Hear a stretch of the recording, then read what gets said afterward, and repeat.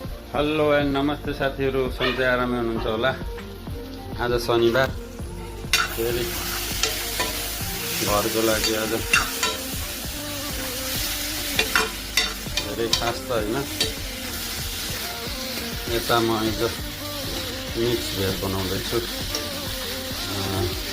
हजुरको बोडी भयो, सोयाबिन भयो, आलु भयो, त्यसपछि माछा पनि छ। यो सानो खालको माछा हो, माछा पनि छ। यसको सब्जी हो। यता बनाउँदैछु फेरि भेज पुलाउ। ल, तेल तातिसकेको छ। हाम्रो जान्छ जिरा, जान्छ यो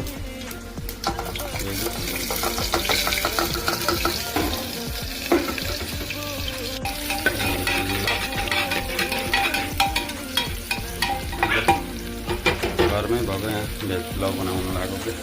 बोडी थियो, गाजर थियो, त्यसपछि आज केही नयाँ चिज खाइदिउँ भनेर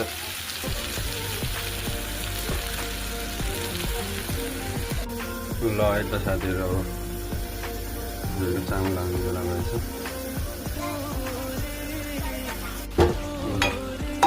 फाइनल चामल भयो घरकै चामल र त्यही भएर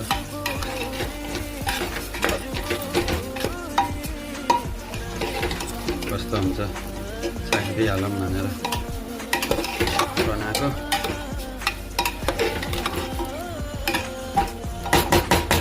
एकछिन भुट्नुपर्छ।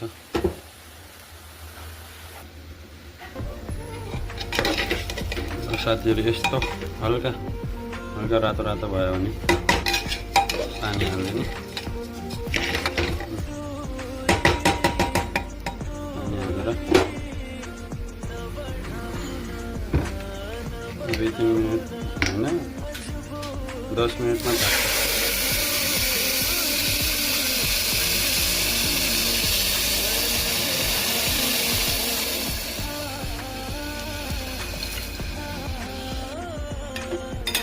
ग्यास चलाइदिने अनि हाम्रो ढक्कन 10 मिनटसम्म 2 सिटी भइहाल्छ।